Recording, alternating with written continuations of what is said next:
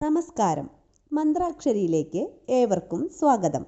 ഞാനിന്ന് ഗണപതിയുമായി ബന്ധപ്പെട്ടിട്ടുള്ള കുറച്ചു കാര്യങ്ങളാണ് നിങ്ങളുമായി പങ്കുവയ്ക്കാൻ ആഗ്രഹിക്കുന്നത്. ശ്രീ പരമേശ്വരൻ്റെയും ശ്രീ പാർവതിയുടെയും പുത്രനാണ് ഗണപതി. ഹിന്ദു മതപ്രകാരം ഗണങ്ങളുടെ അധിപനാണ് ഗണപതി. ഗണ എന്നാൽ പവിത്രകം, അതായത് ചൈതന്യത്തിൻ്റെ കണങ്ങൾ എന്നാണ്.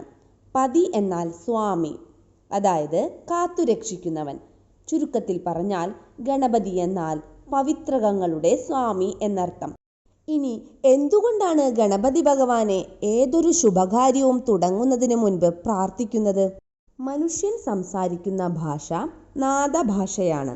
എന്നാൽ ദേവീദേവന്മാരുടെ ഭാഷ പ്രകാശ ഭാഷയാണ്.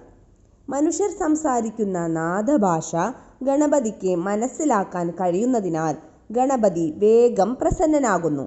ഗണപതിക്ക് മനുഷ്യൻ്റെ നാദഭാഷയെ ദേവീദേവന്മാരുടെ പ്രകാശഭാഷയിലേക്ക് രൂപാന്തരപ്പെടുത്തുവാനുള്ള കഴിവുണ്ട്. അതിനാൽ നമ്മുടെ പ്രാർത്ഥനകൾ ഗണപതി നാദഭാഷയിൽ നിന്ന് പ്രകാശഭാഷയിലേക്ക് രൂപാന്തരപ്പെടുത്തി മറ്റു ദേവീദേവന്മാരിലേക്ക് എത്തിക്കുന്നു. അതുകൊണ്ടാണ് ഏതൊരു ശുഭകാര്യം തുടങ്ങുന്നതിന് മുൻപും ഗണപതി ഭഗവാനെ സ്തുതിക്കുകയും പ്രാർത്ഥിക്കുകയും ചെയ്യുന്നത്. ആധ്യാത്മിക മാർഗത്തിലും ലോക വ്യവഹാരങ്ങളിലും ഉണ്ടാകുന്ന വിഘ്നങ്ങൾ ഗണപതിയുടെ അനുഗ്രഹം ലഭിച്ചാൽ ഇല്ലാതെയാകും. ഏത് തരത്തിലുള്ള ശുഭകർമ്മങ്ങൾ തുടങ്ങുന്നതിന് മുൻപും, അതായത് ചോറൂണ്, പേരുവിളി, ആദ്യാക്ഷരം കുറിക്കൽ, വിവാഹം, ഗൃഹപ്രവേശം എന്നിവയ്ക്കും ഗണപതിക്ക് വയ്ക്കൽ പതിവാണ്.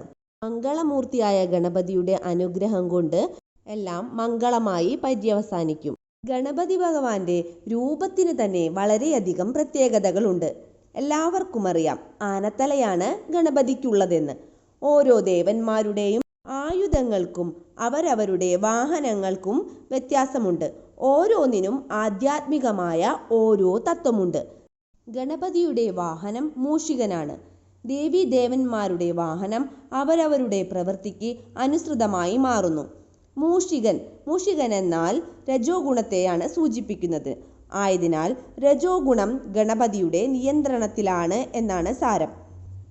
അതായത് മൂഷികാസുരനെ യുദ്ധത്തിൽ പരാജയപ്പെടുത്തി തൻ്റെ ശത്രുവിനെ മിത്രമാക്കി സ്വന്തം വാഹനമാക്കി മാറ്റി.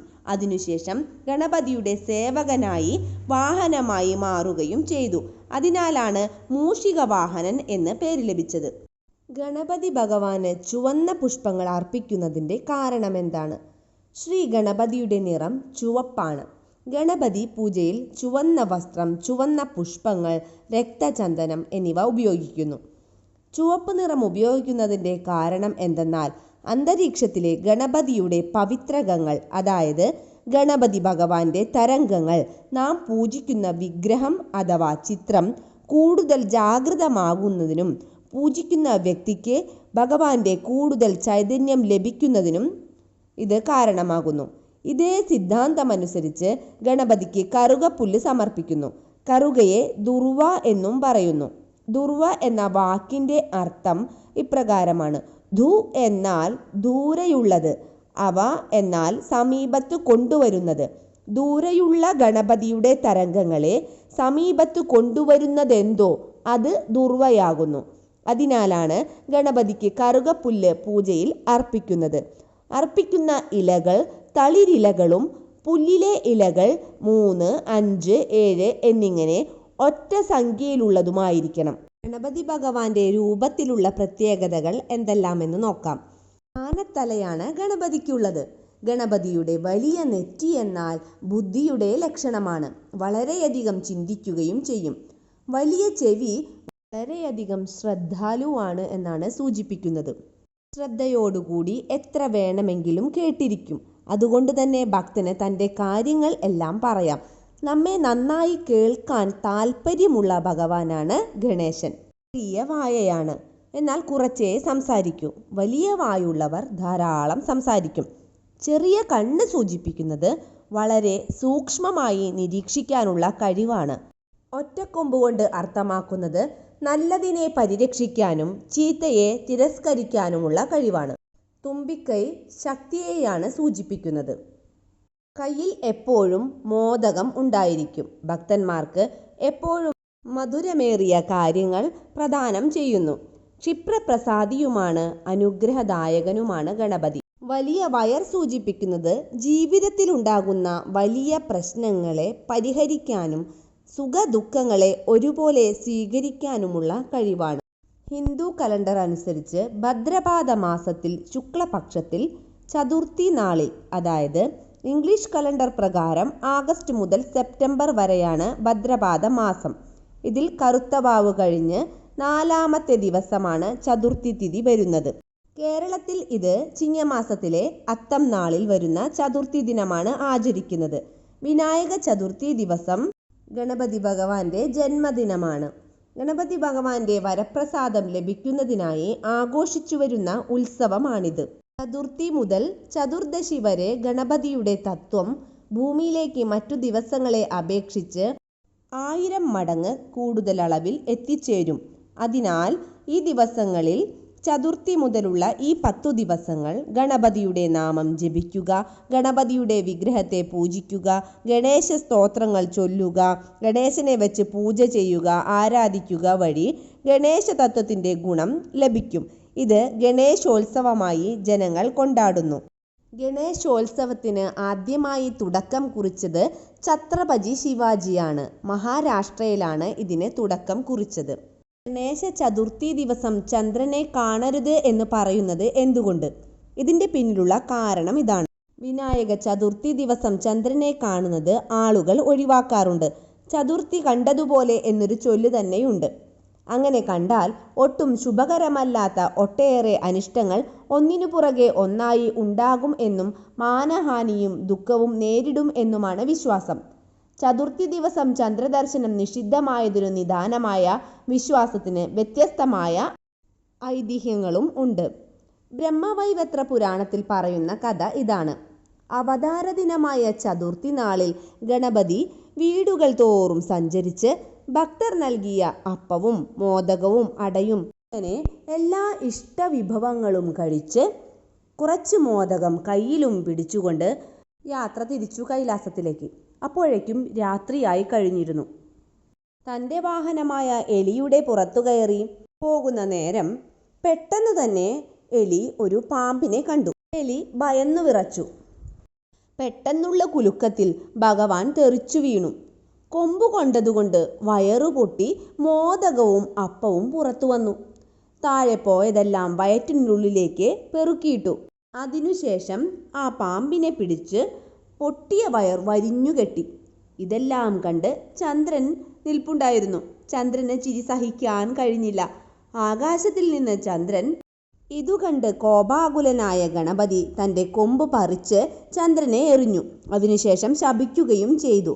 ഈ ചതുർത്ഥി ദിവസം നിന്നെ ആരും നോക്കാതെ പോകട്ടെ എന്ന്, അഥവാ നോക്കുന്നവർക്ക് വർഷം മുഴുവൻ അപമാനവും ദുഃഖവും നേരിടട്ടെ എന്നും കൽപ്പിച്ചു.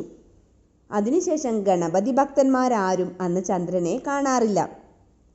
തൻ്റെ തെറ്റ് മനസ്സിലാക്കി ശാപമോക്ഷത്തിനായി ചന്ദ്രൻ അപേക്ഷിച്ചു. ചന്ദ്രൻ പശ്ചാത്താപിക്കുന്നത് കണ്ട് ഗണപതി അദ്ദേഹത്തോട് ക്ഷമിച്ചു. എന്നാൽ ഒരിക്കലും പറഞ്ഞ ശാപം വീണ്ടെടുക്കാനാവില്ലെന്ന് ഗണപതി അറിയിച്ചു. ശാപത്തിൻ്റെ കാഠിന്യം കുറയ്ക്കാനായി മറ്റുള്ള ചതുർത്ഥി ദിനങ്ങളിൽ ഭക്തർ ചന്ദ്രനെ ദർശിച്ചിട്ടേ അവർ അവരുടെ വ്രതം അവസാനിപ്പിക്കൂ എന്നും പറഞ്ഞു. ഭഗവാൻ കൃഷ്ണനു പോലും ചതുർത്ഥി ദിനത്തിൽ ചന്ദ്രനെ കണ്ടതുകൊണ്ട് അപവാദം കേൾക്കേണ്ടതായി വന്നിട്ടുണ്ട്. സമന്തകം മോഷ്ടിച്ചു എന്നുള്ള കഥ കേട്ടിട്ടില്ലേ? ചന്ദ്രദർശനത്തിന് ശേഷം പരിഹാരമായി എന്തു ചെയ്യണമെന്ന് മഹാദേവനോട് ചോദിച്ചപ്പോൾ പരിഹാരാർത്ഥമായി ചതുർത്ഥി വ്രതമെടുത്ത് ഗണപതിയെ പൂജിക്കാനും മോദകം നിവേദ്യമായി സമർപ്പിക്കാനും ഉപദേശിച്ചു.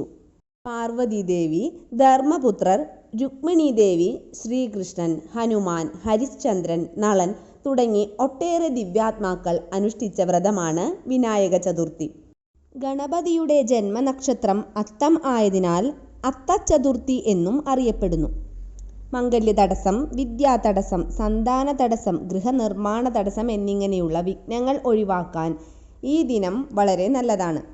കേതുർദശ ദോഷം അനുഭവിക്കുന്നവർക്കും ദോഷപരിഹാരമായി വിനായക ചതുർത്ഥി ദിനത്തിൽ ഗണേശ പൂജ, ഗണപതി ഹോമം എന്നിവ നടത്തിയാൽ അതിവേഗ ഫലസിദ്ധി ലഭിക്കും. ഈ ദിനത്തിൽ ജലത്തിൽ വസിക്കുന്ന ജീവജാലങ്ങൾക്ക് ഭക്ഷ്യവസ്തുക്കൾ ദാനം ചെയ്യുന്നതും പുണ്യമാണ്.